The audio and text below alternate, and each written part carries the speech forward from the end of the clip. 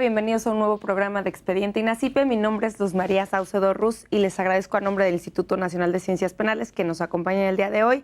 De igual forma agradecemos al Canal Judicial este espacio para hablar de los temas más relevantes en materia de ciencias penales.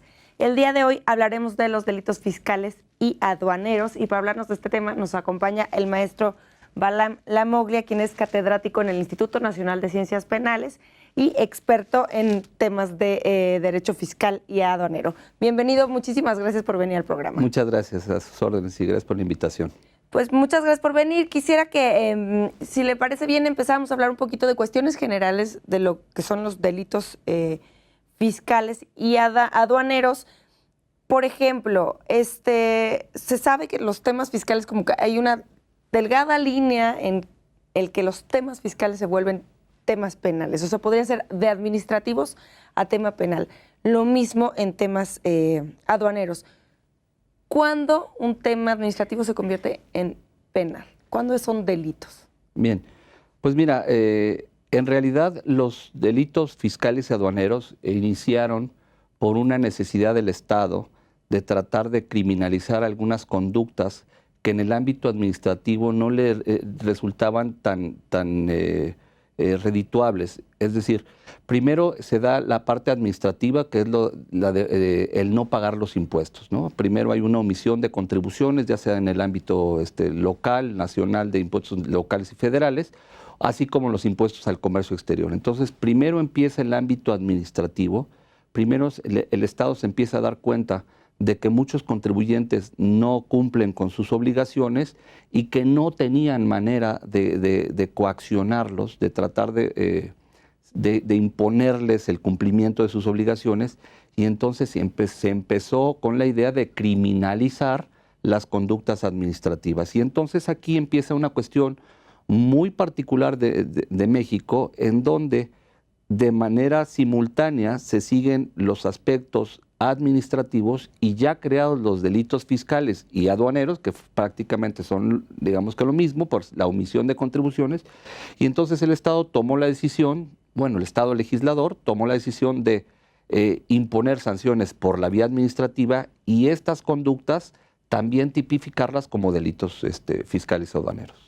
¿Y en dónde se encuentran regulados? O sea, ¿cuál es la legislación aplicable? Porque pues casi siempre que vas a buscar delitos vas al Código Penal, pero creo que en este caso no. No, esa es una cuestión y tal vez un defecto de la legislación mexicana, porque los delitos fiscales se manejan inclusive por la doctrina como delitos especiales porque se les denomina así a aquellos delitos que no están dentro del Código Penal Federal, como es el caso de los delitos fiscales que se encuentran en el Código Fiscal de la Federación.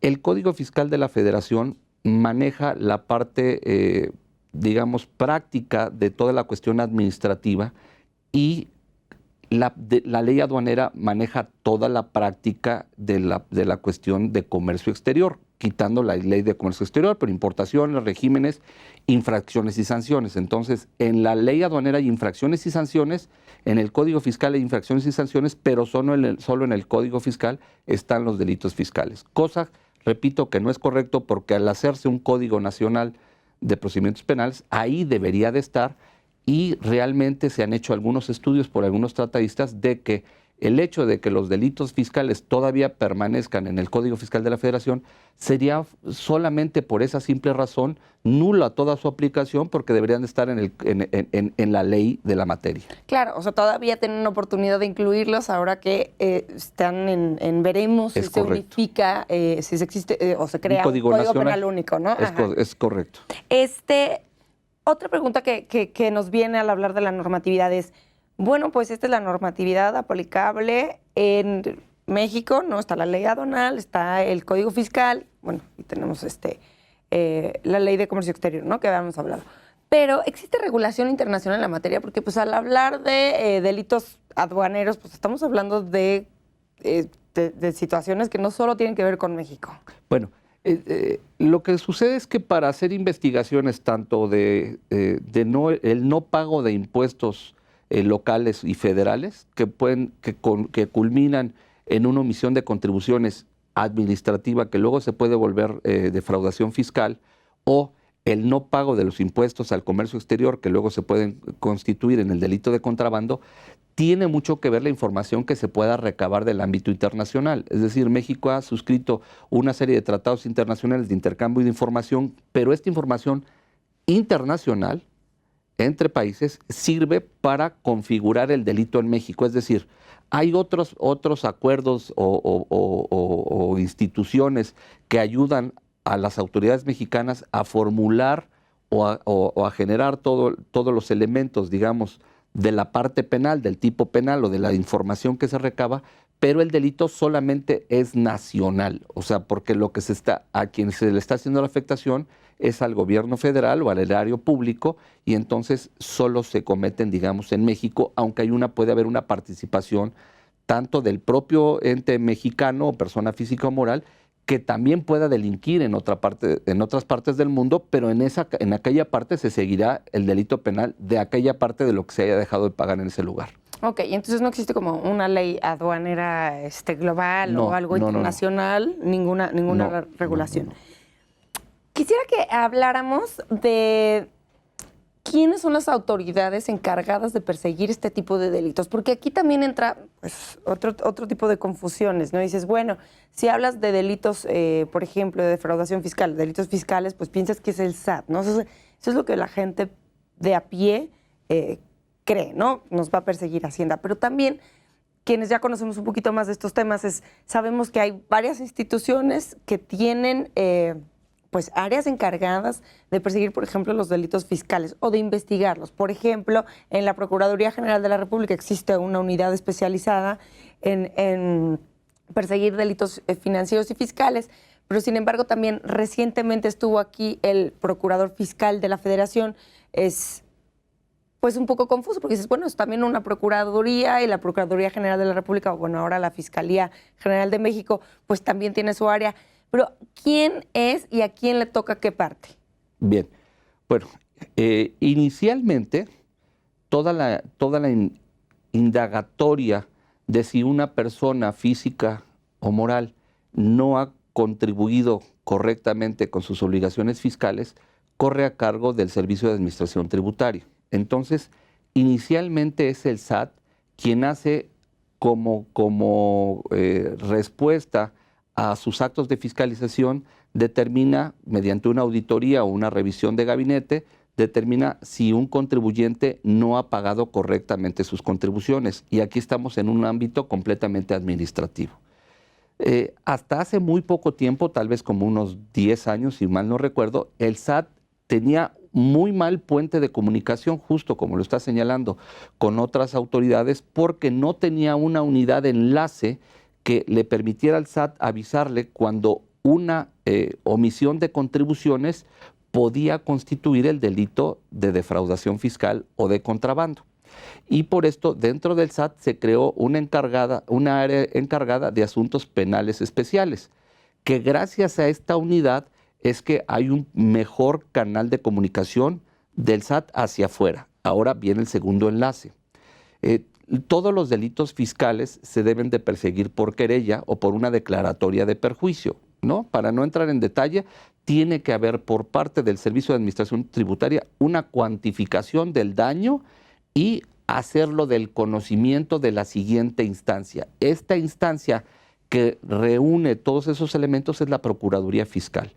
Por normatividad, la Procuraduría Fiscal recibe esta documentación, la termina de integrar y es ella la que se lo comunica a la Procuraduría General de la República, hoy Fiscalía, y entonces lo que hace en una integración es, primero se reúne una información, vamos a llamarle un expediente, este expediente pasa por todos los filtros para que se vea qué se dice, quién es, qué dejó de pagar, por qué dejó de pagar, cuáles son las multas, actualizaciones, recargos, todo lo que debe. ¿Estos serían como datos de prueba en la investigación? Digamos que sí.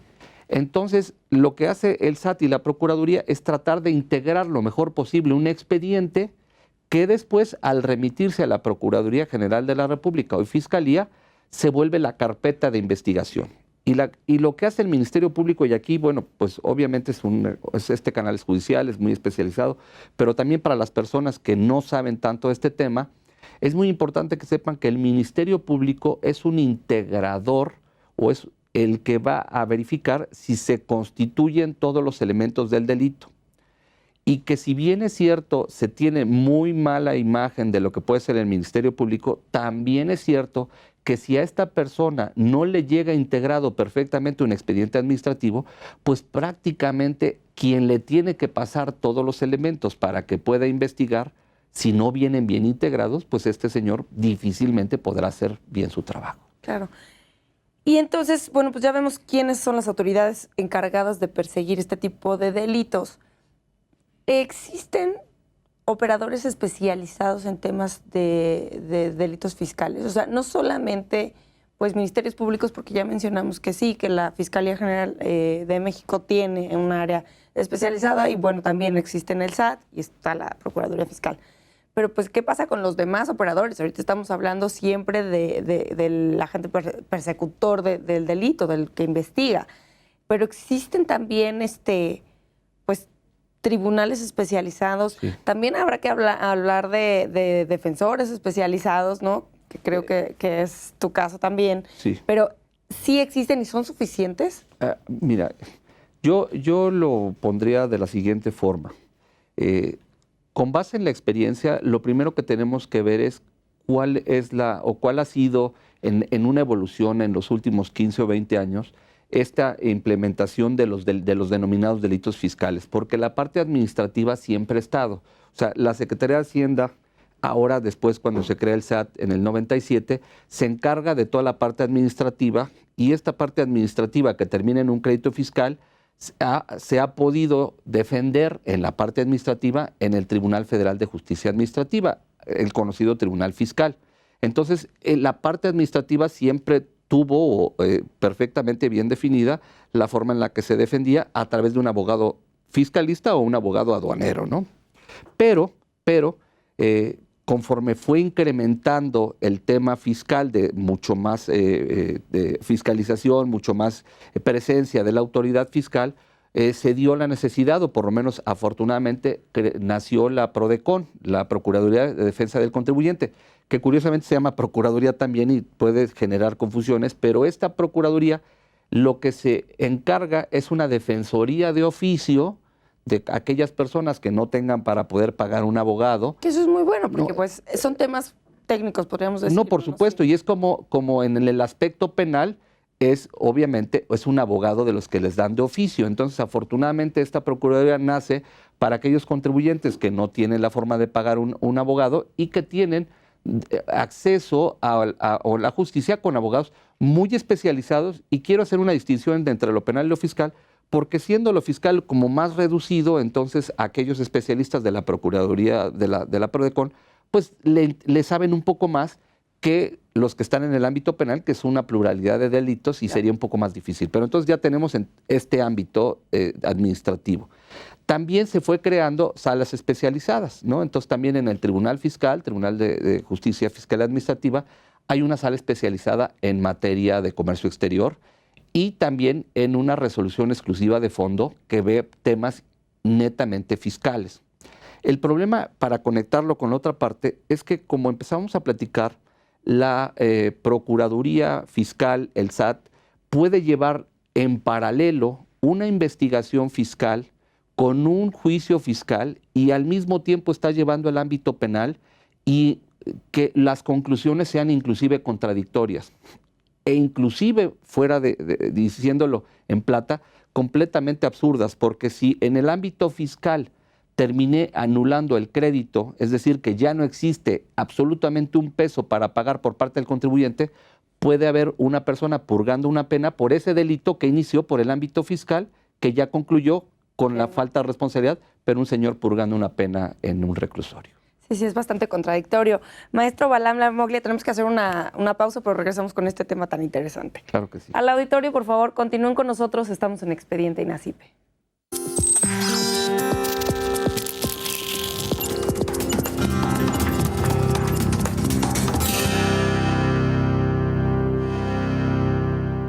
Gracias por continuar con nosotros en Expediente INACIPE. Les comento que pueden estar en contacto con nosotros a través de nuestro Twitter, que es @expediente_. Aparecerá en sus pantallas a lo largo del programa.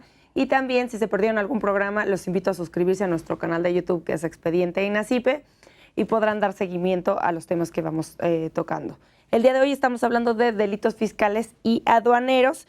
Y antes de irnos a la pausa, estábamos cerrando como el tema de cómo puede tener resultados distintos un tema administrativo a un tema penal en materia de delitos fiscales. Ya nos decías, Balam, que era pues contradictorio. ¿Cómo es que esto se puede dar y qué es lo que tendría que hacer como para corregirse? Pues bien, me preguntabas cómo era la persecución, vamos a decir, del tema de los delitos, ¿no? Y antes por el corte no te lo comenté, pero por ejemplo, cuando hay flagrancia, cuando una persona comete, por ejemplo, el delito de contrabando, que ese delito es instantáneo, en ese momento cruza mercancía que no pagó impuestos, a la persona se le inicia un procedimiento administrativo, o sea, se le levanta un procedimiento administrativo, pero en ese momento también se pone a disposición del Ministerio Público porque ese delito se tiene que perseguir en ese momento de forma inmediata. Entonces, ¿qué sucede? En otros países, como en España, primero se resuelve el ámbito administrativo y después del ámbito administrativo se procede al ámbito penal.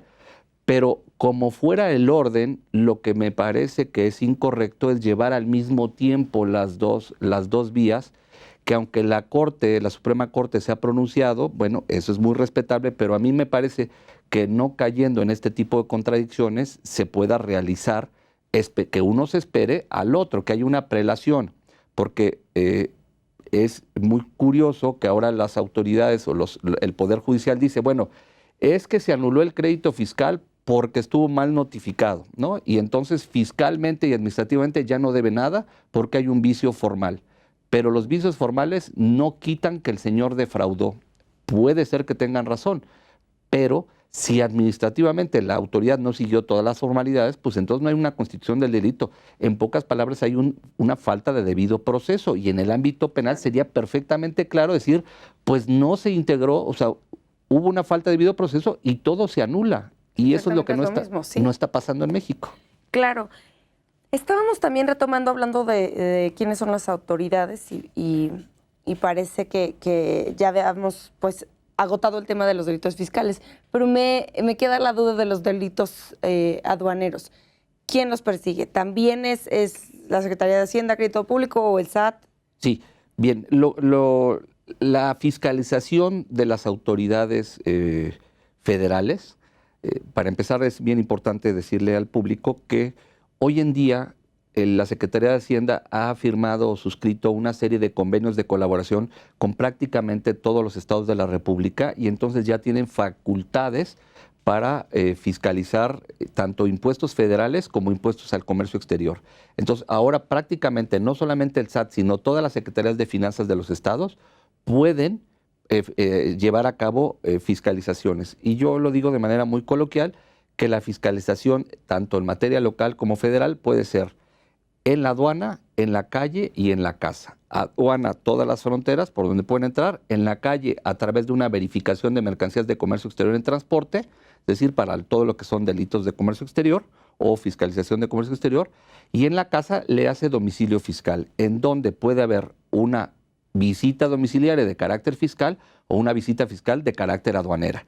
¿Quiénes son las autoridades aduaneras? La Administración General de Aduanas y la Administración General de Auditoría de Comercio Exterior, quienes hacen la parte administrativa, igual como en la parte fiscal, determinan una omisión de contribuciones y si hay un delito que perseguir, lo mandan al área del SAT especializada en delitos, la especial de delitos penales, quien después ya se la remite. Es decir, el SAT ya ha mejorado el canal de distribución de los aspectos penales, entonces todo lo administrativo lo ve tanto auditoría como la General de Aduanas, y luego se lo remiten al área jurídica donde está el aspecto penal, lo remiten a Procuraduría Fiscal y se canaliza a la Fiscalía General. Y físicamente esta autoridad aduanera se encuentra solamente en las en las fronteras del país? No, es que justamente al haberle delegado el SAT tiene presencia en toda la República a través de oficinas descentralizadas o desconcentradas, ¿no? Entonces, digamos que la puerta de acceso son las aduanas para comercio exterior, pero en toda la República hay forma de estar revisando.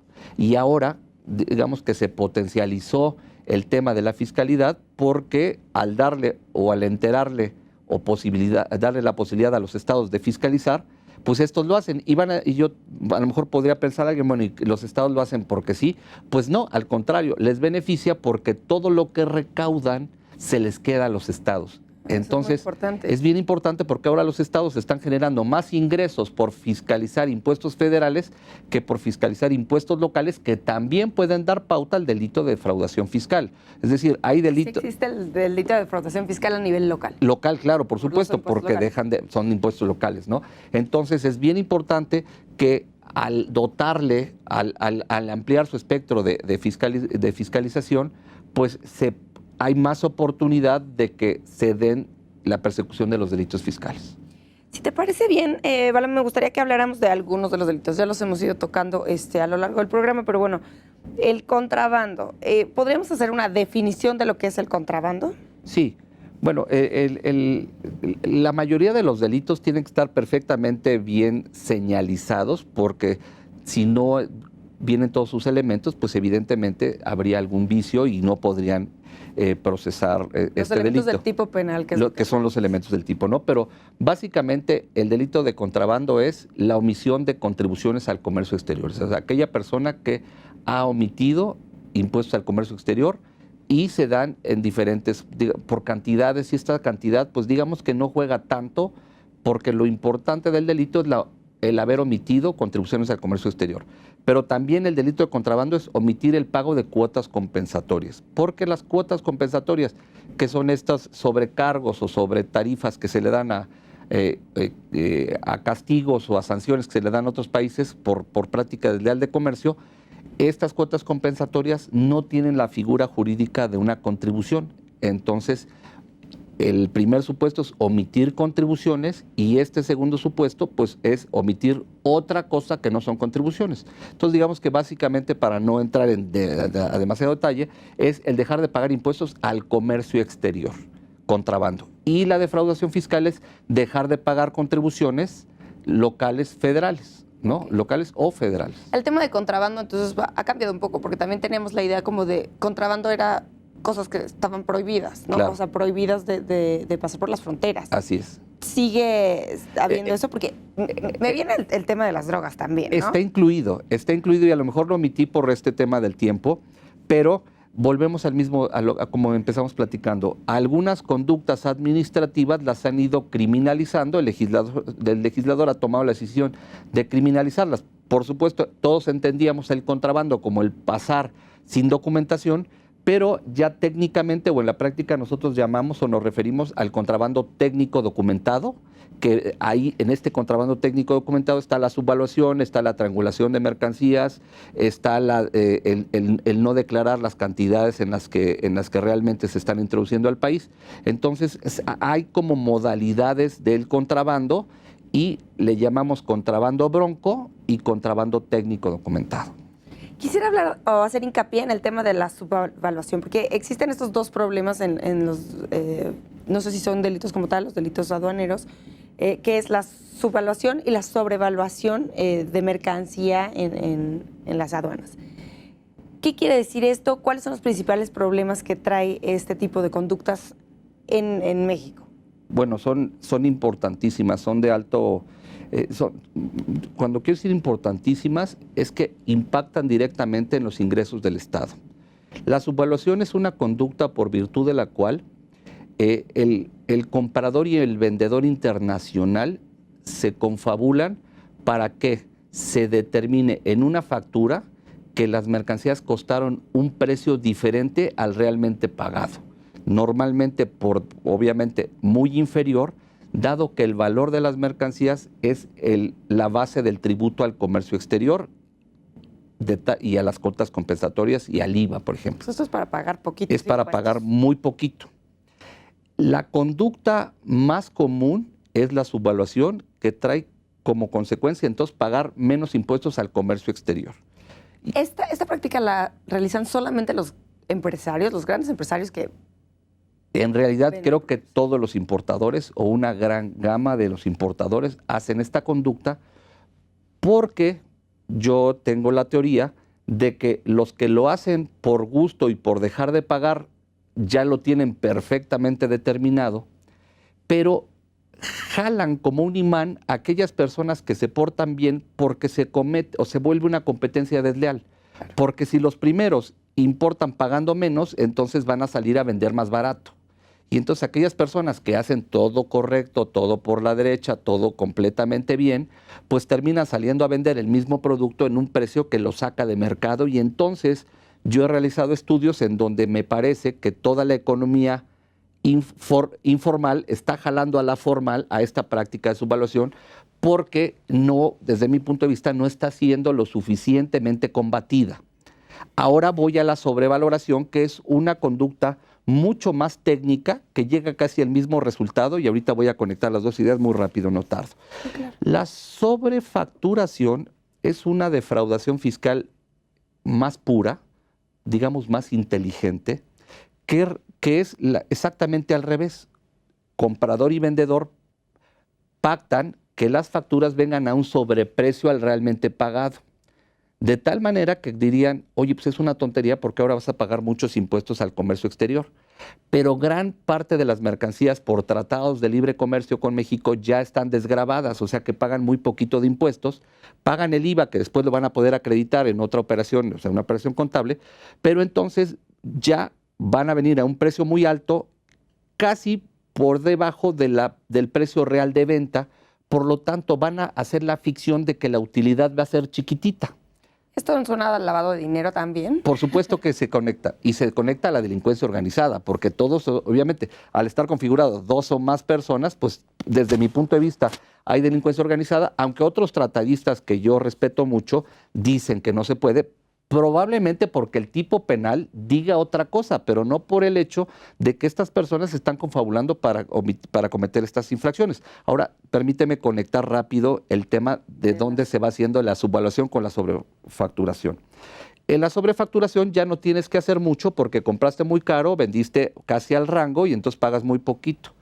En cambio, la gente que hace la subvaluación, incorrectamente, porque lo digo así, si estamos hablando de la teoría de cómo hacer mal las cosas, porque estos señores que vienen muy poquito necesitan de varias empresas para ir creciendo el precio para que el último que compre llegue otra vez, porque el que hace la práctica de subvaluación, si vendiera al precio normal con este precio bajo, su utilidad sería muy alta. Para matar utilidad necesita de empresas intermediarias que justo son las que venden facturas.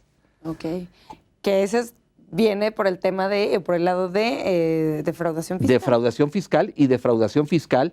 O sea, la defraudación fiscal se da para bajar o para aumentar las deducciones, pero en la figura del comercio exterior, subvaluación, es necesaria la venta de facturas para que el vendedor final lo haga así, pero también es una práctica muy sofisticada de grandes consorcios, de grandes empresas mexicanas, de empresas que salen en la televisión, donde utilizan estas prácticas porque se ha investigado. Yo tuve la oportunidad de trabajar en la Administración General de Aduanas, en investigación aduanera, y pues obviamente no puedo revelar esa información, pero sí decir que hay grandes empresas que utilizan toda esa estructura para ir incrementando sus precios y que al final paguen utilidades muy bajas y decir, oye, yo no soy el contrabandista porque yo lo compré a la empresa mexicana y entonces yo no tengo ningún problema. Claro. Ve contra ellas. Claro. De hecho, quisiera que un poquito más adelante profundizáramos en este tema de las empresas factureras, si podríamos decirlo Sí, claro, así. claro. Porque también es uno de los principales puntos que está tocando esta nueva administración. Pero antes, para quedarnos con el tema de la subvaluación, yo quería irme como a un ejemplo mucho más del ciudadano de a pie. Sí. Y preguntar, ahora con los usos de las tecnologías, con el uso del Internet, puedes comprar productos de todo el mundo, digo, de hecho ni siquiera sabes de dónde son, Claro. por internet y te llegan y muchas veces, pues hay dos casos que he escuchado frecuentemente, ¿no? Que te dicen, llega el producto y tú compraste, no sé, una bolsa, una lámpara, lo que sea, y te dice, en la nota, producto valor $1, ¿no? Y dices, bueno, qué raro, ahí no sabes si estás incurriendo en algo. U otra situación es que compras productos y te dicen, no, pues sabes que se te detuvieron en la aduana y tienes que ir por ellos y pagar tus impuestos. Y esta información no se tiene como muy clara para la ciudadanía, para la gente. O sea, ¿qué es lo que está sucediendo con estos dos casos? No, inclusive qué bueno que lo tocas porque la parte menos explorada del ámbito fiscal y de comercio exterior es justo el comercio electrónico. El comercio electrónico tiene básicamente dos problemas para cualquiera. Vamos a suponer que yo vea en internet que hay un conejito, ¿no? Un conejo vivo que yo quiero comprar, un hámster o lo que sea. Y estoy hablando de algo para que sea muy fácil. Pues yo lo puedo comprar en un precio y que llegue a otro. Y ahorita toco ese tema. Pero suponiendo que tuviera el dinero para pagarlo, pues resulta que ese animalito, para poderlo importar, debía de haber cumplido con una serie de permisos o de regulaciones, se llaman regulaciones o restricciones no arancelarias. Entonces hay mucha gente que compra por internet cosas que independientemente de lo que paga de impuestos, hay otras dependencias del gobierno federal que a través de las aduanas le piden que detengan esa mercancía. Oye, yo compré una orquídea que está preciosa o un bonsái, sí, pero pues no lo puedes importar. ¿Por qué? Porque tuvo que pasar por salud, tuvo que haberse fumigado, por una serie de requisitos fitosanitarios. Entonces, sepa la gente que comprar por internet puede tener un problema muy serio y pueden perder su dinero si no se asesoran de que lo que están comprando tiene otros permisos independiente del pago de contribuciones. Entonces sería, digamos, la primera parte que quería yo abordar. Y la segunda, como tú bien lo señalas, es un problema muy serio para el que compra, porque generalmente por internet se compra con un pago de tarjeta o depositas en estas tiendas, en estas cadenas, y entonces para la autoridad es muy fácil saber cuánto te costó.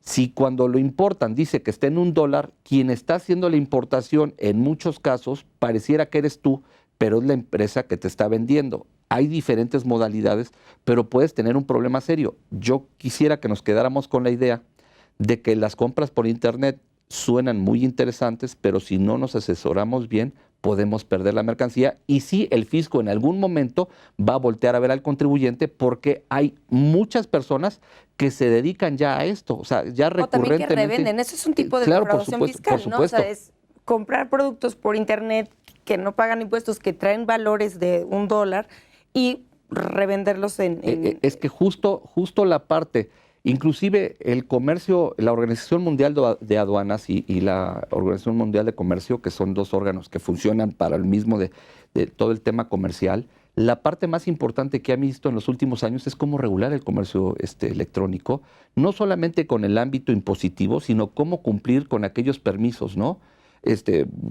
No sé cómo se dará en el futuro inmediato, pero ahora con la legalización de la marihuana, por ejemplo, hay muchos medicamentos que ya traen estos productos que van a formar parte del comercio normal y tenemos información, yo no sé exactamente quién lo hace, pero algunas autoridades han estado mencionando que a través del comercio electrónico se está mandando todas las bases químicas para las drogas, ¿no? Entonces, digamos que alrededor del comercio exterior no solamente está el ámbito fiscal, sino un ámbito penal en el que nos podemos meter en un problema serio. Claro, entonces, de cierta manera, también los delitos fiscales y los delitos aduaneros tienen que ver con los delitos electrónicos. Sí, ¿no? claro, Por supuesto.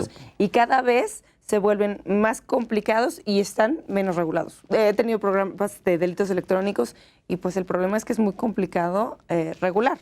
Por ejemplo, yo acabo de sufrir un robo de identidad, te lo pongo como ejemplo, me robaron el dinero del banco, el banco dice que tenían mi login y mi password, no me avisa nada y bueno, pues estoy ahorita en una cuestión jurídica, ¿no? Pero ¿qué pasa con las personas que se robaron mi dinero? Porque los que se robaron mi dinero llegaron finalmente a una cuenta bancaria y esos señores tenían que explicar, primero, por qué tienen mi dinero o por qué yo les pagué ese dinero, pero segundo, pues tienen que pagar impuestos de esa parte. Entonces, todos los que están haciendo movimientos electrónicos, tanto de robo de identidad, robo de transferencias y todo eso, simplemente al momento de tener, aunque sea por un segundo, el dinero en su cuenta para luego ir por otro lado, ellos decidieron, esos que recibieron mal el dinero, al momento de remitirlo a otro lugar, ya se volvieron defraudadores fiscales porque es claro que no están pagando impuestos de ese dinero, robado o no, es otra cosa. Pero además dejaron de pagar el impuesto sobre la renta. Entonces, al hablar de operaciones electrónicas, es un mundo muy grande que ha sido rebasado, como siempre la tecnología, eso va un poquito adelante de la parte legal, pero sí todo eso tendrá que irse regulando con el tiempo porque todas estas operaciones se están yendo de la mano del ámbito fiscal y para también el ciudadano de diario, de a pie, saber que aunque el SAT diga que hay auditorías electrónicas, las auditorías electrónicas no son revisiones de operaciones electrónicas, son revisiones electrónicas de toda la contabilidad de lo que hizo el contribuyente, pero no de estar revisando cómo se está moviendo el dinero. Claro, Balam, tenemos que hacer nuevamente una pausa, pero regresamos con este tema. Me gustaría que profundizáramos en el tema de las empresas de outsourcing y, claro, las empresas que venden facturas. Claro que sí. Al auditorio, por favor, continúen con nosotros. Estamos en Expediente INACIPE.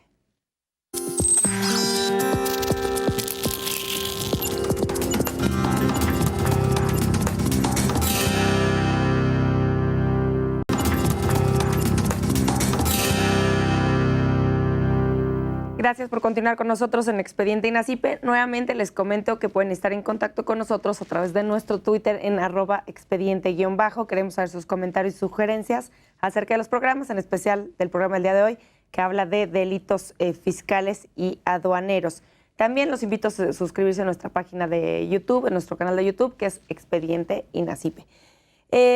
Maestro Balam Lamoglia, quisiera que habláramos un poquito más a profundidad de los outsourcings y las empresas factureras que generan facturas. Recientemente, cuando tuvimos al procurador fiscal aquí, me decían, vamos por ellos, o sea, vamos a buscar que sea un delito grave. En alguna ocasión también se oyó, prisión preventiva para este tipo de delitos. Pero, ¿por qué es tan preocupante el tema de los outsourcings y las empresas que generan facturas apócrifas? Claro. Voy a empezar con el outsourcing. El outsourcing se ha entendido de muchas maneras. Me gustaría explicarlo en un minuto sin mayor cuestión. Outsourcing, en pocas palabras, es tercerizar que otra persona haga algo que necesito, ¿no? En principio, así empezó. Entonces, muchas empresas empezaron a contratar servicios de limpieza. Entonces, ¿para qué tengo mi personal de limpieza si puedo tener un personal de limpieza, ¿no? Entonces, ¿qué pasó? Ya no tenía a estos empleados que les tenía que pagar el seguro social, que me podían demandar, que podía tener un problema, y entonces contrataba otra empresa que me podía dar una factura, ¿no? Por esos servicios. Y aquí empieza el problema de la factura, ¿no? Y entonces ahí empieza el tema de cuánto vale ese servicio, y entonces yo me podía poner de acuerdo con esta empresa para que me facturara más caro el servicio, y entonces, al ser una deducción autorizada, porque era estrictamente mantener limpio el lugar, y de eso puede hacer muchas cosas, empezaron a generarse facturas y a ponerle sobreprecio. Generalmente sobreprecio, porque lo que se trata es que las facturas deducibles se contrarrestan contra el ingreso y con base en eso se pagan, o sea, se hace la base para el cálculo del tributo. Entonces, el outsourcing después dijo, bueno, ¿y por qué no lo puedo hacer a los empleados? Pues si ya eran los de limpieza, pues ahora me voy a todos los empleados. Y entonces todo el personal, grandes empresas empezaron a mover todo su personal a que otra empresa mover todo el personal a otra empresa que asumía técnicamente todo el ámbito laboral. Y entonces una empresa contrataba a su gerente, a sus empleados, a sus jefes de departamento y todo, y esta empresa le facturaba todos los servicios.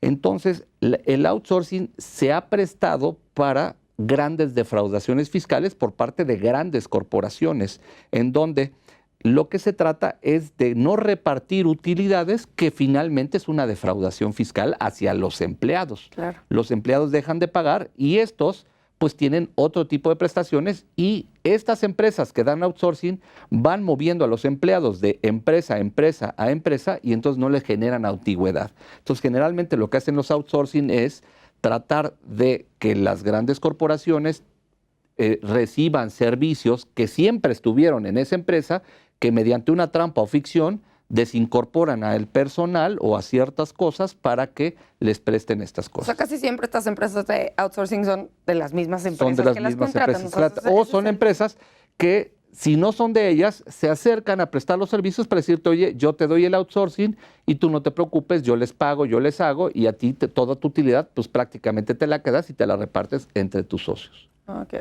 A veces puede ser al revés, que desplacen algo de dinero, pero siempre, o sea, por lo menos desde mi punto de vista, hay obviamente servicios que sí debe de prestar otras empresas y otras que están perfectamente hechas. Y ahora entró al tema de las facturas falsas.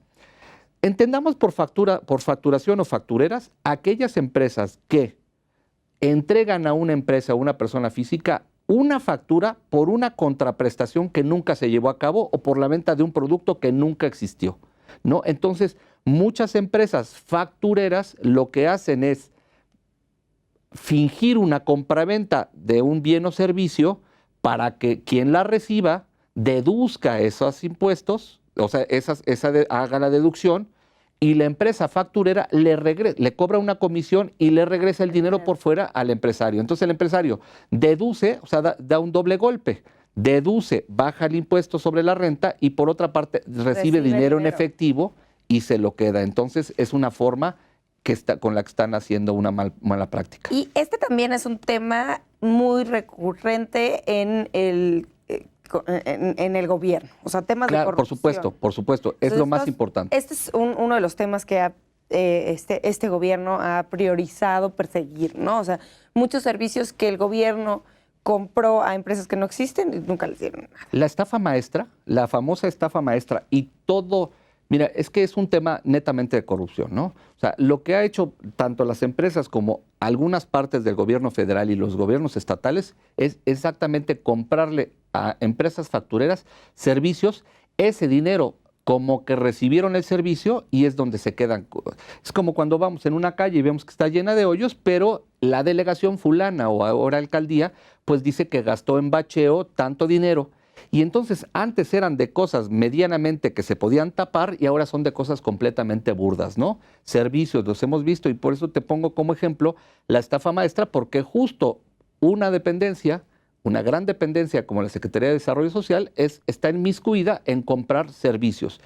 Y sí tiene que ser el gran tema de México el combate a las empresas que facturan, porque es la mejor forma de defraudar al fisco federal. Porque como te lo acabo de comentar y le comento al auditorio, comprando facturas se aumenta la deducción y entonces el ingreso se trata de que si yo recibí 100, consigo facturas a 99 y hay gente con tanta desfachatez que lo pone a 100. Claro. Y entonces ganó 100, pero se gastó 100 y paga 0.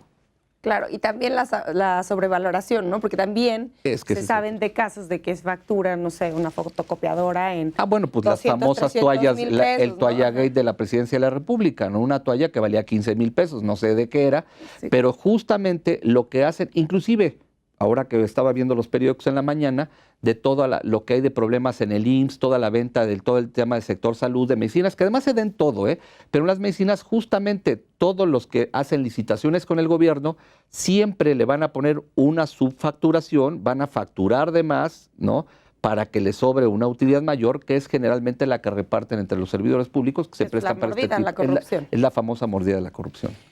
Este tema de las facturas apócrifas no solamente es un tema, bueno, de gobierno, de corrupción, ni de grandes empresas, sino también del contribuyente de a pie. Por supuesto. Yo quisiera que habláramos, bueno, primero esto y hacer una concientización a todos los contribuyentes de que tanto comete el delito quien facturó como quien compró la factura o quien la utilizó. Claro. Eso me lo mencionaban recientemente y pues es importante porque mucha gente también lo hace para deducir impuestos. Y saber si se tiene como un monto estimado de lo que se pierde en deducción fiscal. A ver, yo quisiera empezar por el principio para la gente, o sea, para la gente común que sepa que es muy normal que se acerque con ustedes algún familiar, algún conocido y diga, oye, fíjate que yo tengo muchos IVAs a favor, ¿no quieres que te dé una factura? Es más, no me pagues nada, te regreso todo tu dinero. Entonces, ese es el caso más inocente, pero también están cayendo en esa práctica porque el servicio o lo que sea no se prestó. Luego hay gente que dice, oigan, pues le vendo tal o cual cosa, pues obviamente si no entregó el bien o si el bien está a un precio mayor o menor, también hay una práctica. Generalmente lo que hacemos, los que analizamos el tema de la defraudación fiscal, es tratar de cuantificar lo que realmente redunda en un comerciante. En pocas palabras, ¿cuánto sería la utilidad normal que debería de tener un comerciante? Y con base en eso, tratar de estimar cuál es la defraudación fiscal, ¿no? Entonces, hace 20 o 30 años los comerciantes tenían una utilidad que en promedio era de un 50%, ¿no? O sea, de lo que ganaban tenían una utilidad del 50%, en promedio, porque otros muchísimo más. Ahora, lo que hemos visto en estadística es que ahora los comerciantes dicen que su utilidad es del 10%, ¿no? Entonces, todo ese rango, toda esa banda de flotación que tiene, desde mi punto de vista, incide justamente en la compra de facturas, ¿no? Claro. Entonces, o sea, sí hay estudios, yo creo que la propia Secretaría lo debería de dar a conocer, porque es una situación de concientización. Miren, sin entrar en ejemplos que a veces no son buenos, pero Alemania, cuando pierde la Segunda Guerra Mundial, para reconstruirse, le dice a sus ciudadanos, vamos a pagar casi el 60% de los impuestos. O sea, el 60% de lo que ganaban los alemanes se iban impuestos. Pero ellos vieron cómo se volvió a constituir una nación y una nación de vanguardia. Como sea, si nosotros logramos concientizar a los mexicanos de que la única forma de salir adelante es pagando lo justo y que todos paguen y que no haya propuestas del gobierno de estar haciendo moratorias para los que no pagan, porque es muy molesto que todos tenemos que pagar impuestos y cada 6 años dicen, bueno, pues ahora que le damos una condonación a los que no pagaron. Entonces, los que hicimos un esfuerzo por pagar impuestos están compensados por otros que tratan de borrón y cuenta nueva, borrón y cuenta nueva. Me parece que en la medida en la que las personas se concienticen un poco más, pues dejarán de practicar. Si vemos que hay un Estado que no es tan corrupto o que está diciendo que va en contra de eso y ya vemos que hay menos políticos corruptos o que eso se está medio acabando, tratando de acabar, pues yo creo que la gente procurará pagar más. O sea, finalmente lo que deben de saber todos los ciudadanos es que los impuestos se pagan para el país, no se pagan para estos señores corruptos. Entonces, ¿cómo se puede acabar con la práctica? Pues viendo que el dinero se destina justamente con transparencia a lo que tú realmente pagaste. Claro, a los resultados. Y en algún momento hablabas de inicio del programa el tema de la criminalización de los temas fiscales. Sí. Y pues esto es una realidad. La verdad es que pues existen muchas empresas temerarias, ¿no? Que no tienen miedo de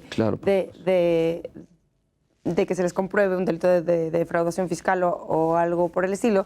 Pues, sin embargo, los ciudadanos sí vivimos con mucho miedo porque también hay desconocimiento de cuál es la legislación aplicable para los temas fiscales. Por ejemplo, yo no sé si sea un exceso el que si cambias de domicilio y no avisas inmediatamente a la Secretaría de Hacienda y Crédito Público, sea un delito fiscal. Es que es un delito fiscal. Hemos llegado al exceso de la criminalización de los aspectos fiscales porque justo me parece que ante alguna desesperación de alguien, del legislador o de la Secretaría de Hacienda, que le dijo al legislador, oye, vuelve delito todo para ver si alguien entiende que se debe portar bien. Y aquí sí me parece que me gustaría puntualizar justo lo que estás diciendo. El problema entre los ciudadanos y las empresas es muy fácil. El ciudadano siempre, como sea, lo vas a tratar de localizar porque esa persona vive, camina y compra y come. En cambio, las empresas que se portan mal generalmente son con prestanombres y con prestanombres de gente que ya se murió, de gente que no existe y de gente que es completamente tolerada por las propias autoridades fiscales. De tal manera que a los ciudadanos de a pie, a esos que deben poquitito, pueden terminar en la cárcel porque los localizan, porque ellos a lo mejor lo hicieron sabiendo o no, pero son muy fácil de localizar. En cambio, las grandes estructuras, las grandes empresas que se dedican a este tema de la defraudación, tienen toda una asesoría de parte de abogados, de contadores, que les dicen exactamente lo que tienen que hacer, toda la mecánica para que se estén riendo del gobierno federal porque no les van a hacer nada, porque no les pueden hacer nada. Y también se ríen de la figura de responsabilidad penal de las personas jurídicas. Claro, ¿por qué? Porque este tema, aunque se supone que ahora ya también delinquen los socios de estos entes jurídicos, pues ¿dónde los encuentras? Y cuando revisan, resulta que mediante un acto de corrupción constituyeron frente a un notario una empresa de 2 muertos. Y estos muertos, cuando los fueron a visitar, resulta que los representantes legales dicen que son empleados y por supuesto no les puede ser responsables porque ellos eran empleados de un muerto. Pero como la legislación fiscal sigue permitiendo esas cosas, entonces esas grandes corporaciones son creadas expresamente para defraudar. Por eso, por ejemplo, en el caso de la responsabilidad penal de las personas jurídicas, bueno, la pena mayor es la disolución de la empresa, pero muchas veces les da igual, ¿no? Claro, pues, porque crean otra. Y así además, si la empresa está en un lote baldío, como todas las defraudación que hizo mi estado, el de Veracruz, donde el gobernador Javier Duarte, que dice que no hizo nada, pero resulta que constituyeron y pagaron cualquier cantidad de millones de pesos a empresas que estaban en un lote baldío, pues imagínate toda la confabulación de personajes que hay con tal de... Es que son cantidades extraordinarias de dinero que hay a través...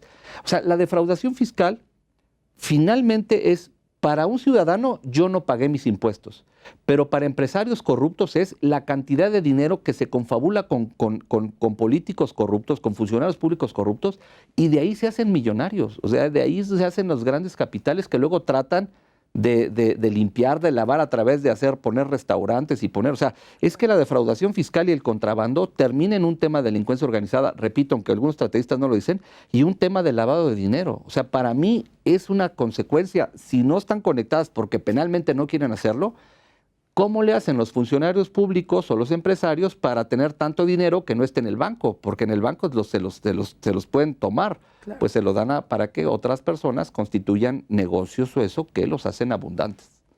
Pues, maestro, nuestro tiempo se terminó. Una breve conclusión acerca del tema de delitos fiscales y aduaneros. Pues bien, ante la ausencia o ante la falta de concientización tal vez del fisco federal y tal vez del ciudadano de ver que con nuestros impuestos quién sabe dónde van a parar, se ha tomado la decisión tanto del Poder Legislativo como del Ejecutivo de criminalizar las conductas de la falta de pago de impuestos, que son al comercio exterior y son impuestos locales y federales. Me parece que en un exceso por parte del legislador, de no hacer una distinción que primero tendría que hacer el ámbito administrativo para luego llevarse al ámbito final. Me parece que el gran reto que tiene el nuevo gobierno es hacer esa diferencia. Ahora que vino el procurador fiscal, que es una persona íntegra, que espero que haga muy bien su trabajo, yo esperaría que haya una reforma a la legislación en donde primero se lleve el ámbito administrativo, que sí se den facilidades de pago, que no se criminalice tanto al defraudador, pero que también se le cobren a todos, ¿no? Lo que no es correcto para todos los ciudadanos es que veamos que sigue habiendo personas que no pagan impuestos. Pues, maestro Balam Lamoglia, muchísimas gracias por haber venido. En nombre del Instituto Nacional de Ciencias Penales, gracias por su tiempo y por compartir sus conocimientos. Gracias por invitarme, muchas gracias. Al auditorio les agradezco que nos hayan acompañado el día de hoy y los invito a que nos acompañen la próxima semana en un nuevo programa de Expediente INACYPE.